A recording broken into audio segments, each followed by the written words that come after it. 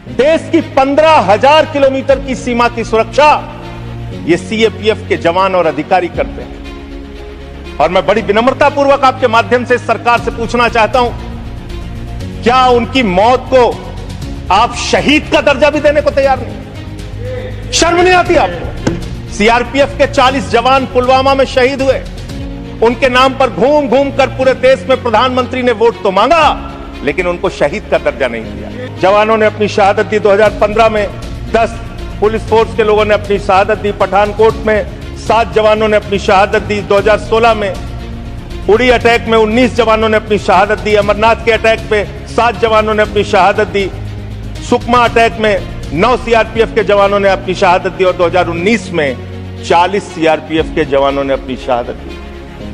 पूरे देश में उनके नाम पे आपने वोट मांगा, लेकिन उनको शहीद का दर्जा आज तक नहीं दिया। ये अन्याय मत कीजिए, ये देश आपको माफ नहीं करेगा।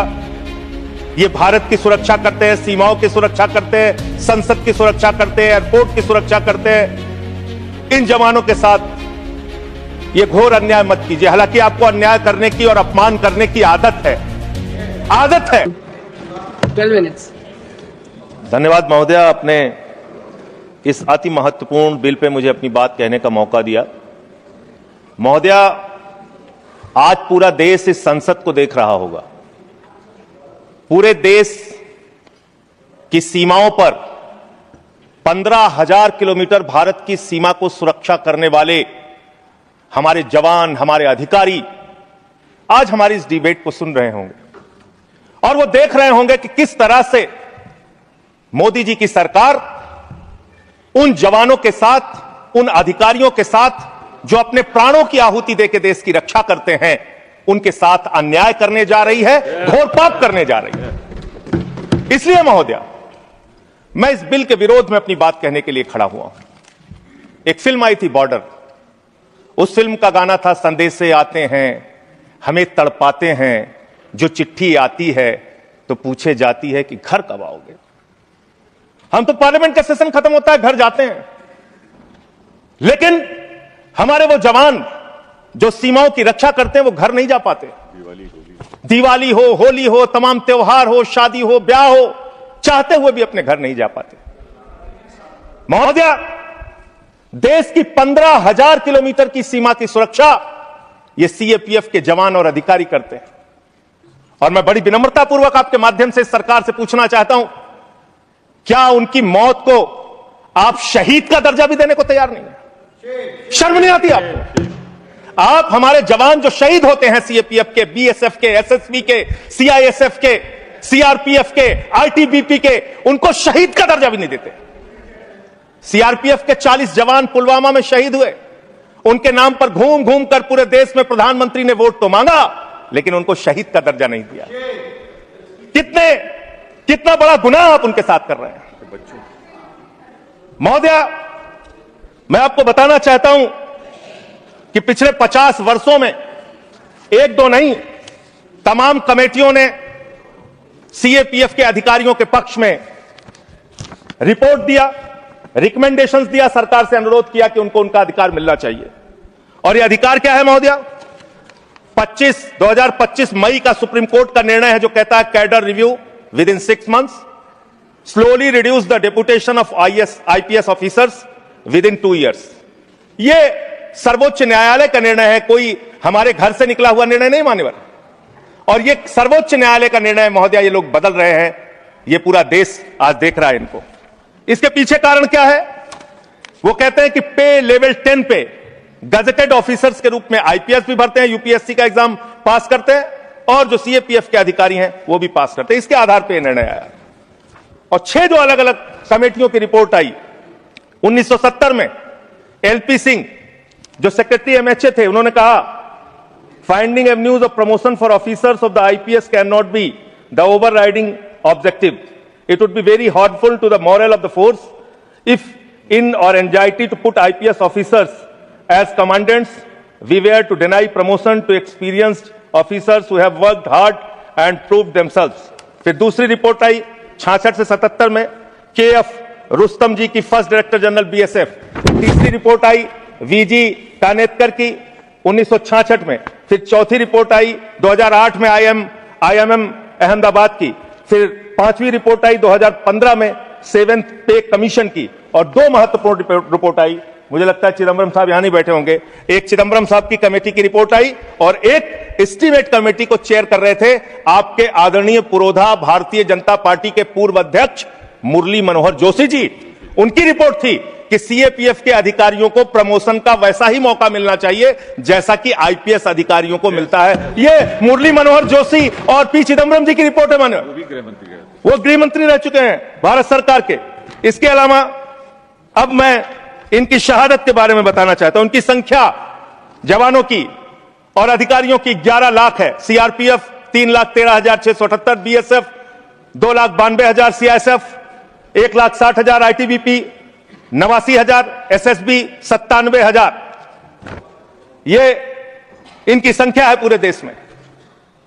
महोदया, इनकी शहादत जो हुई है आपको जानना चाहिए, पूरे देश को जानना चाहिए कितनी बड़ी शहादत है इनकी। सीआरपीएफ के 62 जवानों ने अब तक अपनी 62 अधिकारियों ने अब तक अपनी शहादत दी है, और सभी रैंक के अधिकारियों और जवानों को मिला दिया जाए तो 2290 अधिकारियों और जवानों ने अपनी शहादत दी है। बीएसएफ के 85 अधिकारियों ने अब तक अपनी शहादत दी है, और 2014 सभी रैंक के अधिकारी और जवानों ने अपनी शहादत दी है। सीआईएसएफ के एक अधिकारी ने अपनी शहादत दी है और 126 सभी रैंक के जवान और अधिकारियों ने अब तक अपनी शहादत दी है। आईटीबीपी के 13 अधिकारियों ने अब तक अपनी शहादत दी है और 182 सभी रैंक के अधिकारी और जवानों ने अब तक अपनी शहादत दी है। एसएसबी के 5 अधिकारियों ने अब तक अपनी शहादत दी है, और सभी रैंक को मिला लिया जाए तो 51 अधिकारियों ने और जवानों ने अब तक अपनी शहादत दी। वीर गति को प्राप्त हुए, उनको तो शहीद आप मानते भी नहीं।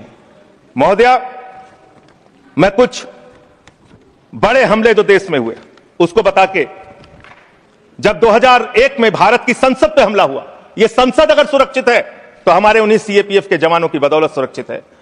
9 जवानों ने अपनी शहादत दी। मुंबई अटैक में 160 जवान और लोग अपनी शहादत दी। कश्मीर में 2014 में 20 जवानों ने अपनी शहादत दी। 2014 में वेस्ट बंगाल के एक्सप्लोजन में 2 जवानों ने अपनी शहादत दी। 2015 में 10 पुलिस फोर्स के लोगों ने अपनी शहादत दी। पठानकोट में 7 जवानों ने अपनी शहादत दी। 2016 में उड़ी अटैक में 19 जवानों ने अपनी शहादत दी। अमरनाथ के अटैक पे 7 जवानों ने अपनी शहादत दी। सुकमा अटैक में 9 सीआरपीएफ के जवानों ने अपनी शहादत दी, और 2019 में 40 सीआरपीएफ के जवानों ने अपनी शहादत दी। पूरे देश में उनके नाम पे आपने वोट मांगा, लेकिन उनको शहीद का दर्जा आज तक नहीं दिया। महोदया, कब से इनका मामला चल रहा है और कितना खेल आपने किया इनके साथ। आप देखिए, 2010 में सीआरपीएफ के एक असिस्टेंट कमांडेंट की भर्ती होती है, 15 साल में कोई प्रमोशन नहीं। बीएसएफ के एक जवान की असिस्टेंट कमांडेंट की भर्ती होती है, 13 साल में कोई प्रमोशन नहीं। और एक आईपीएस अधिकारी की 2012 में भर्ती होती है, 13 साल में 4 प्रमोशन उसको मिलते हैं। हम आईपीएस के प्रमोशन के खिलाफ नहीं है, लेकिन सीएपीएफ के अधिकारियों को प्रमोशन क्यों नहीं, यह तो कम से कम आपको बताना पड़ेगा। इसी प्रकार से डिप्टी कमांडेंट पे 18 साल में 1 प्रमोशन बीएसएफ सीआरपीएफ को, और 20 साल में 1 प्रमोशन बीएसएफ को, और आईपीएस अधिकारी को आईजी रैंक पे 19 साल में 5 प्रमोशन मिलकर आईजी वो बन जाते हैं। इसी प्रकार से 2003 में सेकंड इन कमांडेंट पे पहुंचता है एक सीआरपीएफ का अधिकारी, और बीएसएफ 1997 में सेकंड इन कमांडेंट बनते हैं। 1997 बैच के अधिकारी और एडिशनल डायरेक्टर जनरल 1998 का आईपीएस बन जाता है। अब इनकी दशा क्या है मान्य, जो आपने इनके साथ किया, कैसे कैसे किया, यही अंतिम बात कहकर अपनी बात समाप्त करूंगा। तब से ये लोग कानूनी लड़ाई लड़ रहे हैं। 2012 में इन्होंने हाई कोर्ट दिल्ली में एक रिट पिटीशन दाखिल किया। फिर 2015 में इनको दिल्ली हाई कोर्ट से इनके पक्ष में आदेश आया। 16 में फिर आप इनके खिलाफ चले गए। फिर फरवरी में सुप्रीम कोर्ट ने आपके आदेश, आपकी एसएलपी को रिजेक्ट किया। फिर 2 अप्रैल 2019 में फिर इनके पक्ष में आदेश आया। फिर 3 जुलाई 2019 को, सबसे महत्वपूर्ण यह है महोदया, 3 जुलाई 2019 को मेरे ख्याल से 2 कैबिनेट मंत्री तो हैं, वो जरूर रहे होंगे उस कैबिनेट में, कैबिनेट ने पास किया महोदया, इसी सरकार के कैबिनेट में। क्या लिखा है इसमें? This would result in grant of NFFU to eligible Group A executive cadre officers of CAPF. The decision would also benefit Group A executive cadre officers of CAPF for availing the benefit of NFSG at an enhanced rate of 30% as per guidelines. ये आपके cabinet का आदेश है।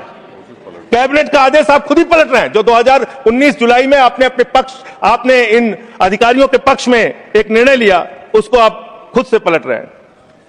महोदया, मैं आपके माध्यम से इस सरकार से कहना चाहता हूं, इन जवानों के साथ, इनके अधिकारियों के साथ ये अन्याय मत कीजिए। ये देश आपको माफ नहीं करेगा। ये भारत की सुरक्षा करते हैं, सीमाओं की सुरक्षा करते हैं, संसद की सुरक्षा करते हैं, एयरपोर्ट की सुरक्षा करते हैं। इन जवानों के साथ ये घोर अन्याय मत कीजिए। हालांकि आपको अन्याय करने की और अपमान करने की आदत है।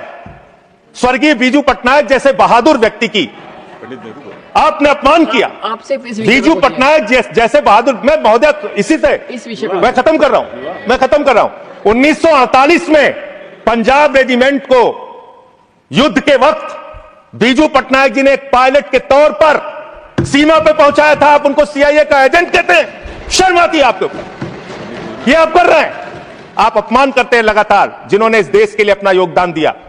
महोदया, मैं आपके माध्यम से बस खत्म कर रहा हूं, 1 मिनट में खत्म कर रहा हूं। महोदया, मैं आपके माध्यम से कहना चाहता हूं, देश पर ध्यान दीजिए, देश के लोगों की चिंता कीजिए।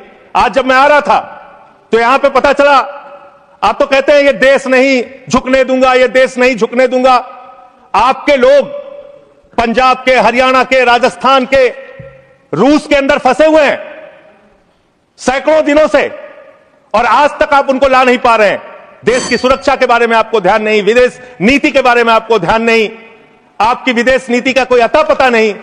बावजूद इसके आप एक बिल लेके आ रहे हैं जिससे कि अधिकारियों का हक छीनने और मारने का काम आप कर रहे हैं। मैं इस बिल के विरोध में हूं और जो अमेंडमेंट्स हमने दिए हैं उसको सरकार स्वीकार करती है।